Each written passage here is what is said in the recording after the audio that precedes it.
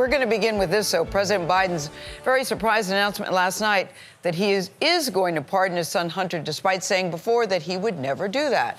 Hunter Biden was facing possible prison time in two separate cases, which the president claims were tainted by partisan politics. Ed O'Keefe is at the White House with more on this story. Ed, good morning. Some people say not a surprise, but interesting. What are you saying? Well, it sure is interesting, Gail. That's right. Good happy Monday morning to you. The president is en route this morning to Angola, but that trip to Africa will be overshadowed by this pardon. In a statement issued last night before flying to Africa, the president said he believed his son had been, quote, selectively and unfairly prosecuted. He added later, quote, I hope Americans will understand why a father and a president would come to this decision. When Hunter Biden was convicted of 3 felonies in a Delaware federal gun possession case back in June, the president vowed, I said I abide by the jury decision, and I will do that, and I will not pardon him.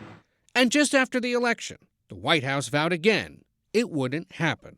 We've been asked that question multiple times. Our answer stands, which is no. But now, with just weeks left in the Biden presidency, amid threats by President-elect Trump and his allies to continue pursuing investigations against Hunter Biden, the president said he would pardon his son, calling the cases against him a miscarriage of justice. Adding, no reasonable person who looks at the facts of Hunter's case can reach any other conclusion than Hunter was singled out only because he is my son. And that is wrong. The sweeping pardon now clears Hunter Biden of all crimes he's committed or may have committed over 10 years between January 1st, 2014 and December 1st, 2024. The decision came after the president returned from a Thanksgiving weekend trip with the Biden family in Nantucket, and weeks before Hunter Biden faced sentencing in that federal gun case in Delaware and a federal tax evasion case in California. Hunter's attorneys released a statement widely seen as a last-ditch attempt to convince the president to pardon his son, describing his legal battle as a 7-year saga. Sunday night, IRS Special Agent Joseph Ziegler, who blew the whistle on Hunter's tax case, said politics had nothing to do with Biden's prosecution.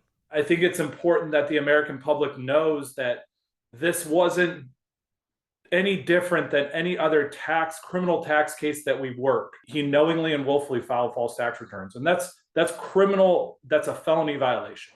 It's not the first time a sitting president has pardoned someone close to them.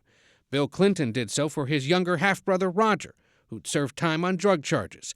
And during his first term, then President Trump granted clemency to his son-in-law Jared Kushner's father, Charles Kushner.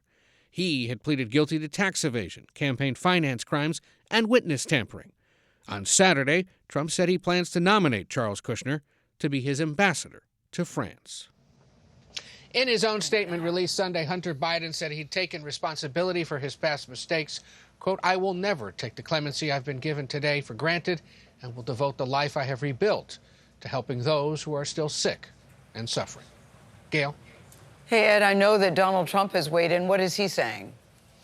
Yeah, a few things. In a statement on his Truth Social website last night, Trump called the pardon, quote, an abuse and miscarriage of justice. And he also wondered whether Biden's pardon would apply to those charged or convicted of crimes related to the January 6, 2021 assault on the U.S. Capitol. Another hint, Trump is likely to pardon or commute sentences of the nearly 200 found guilty so far and the thousands more charged. But there is bipartisan criticism and concern about this, Gail. We'll be monitoring all day long.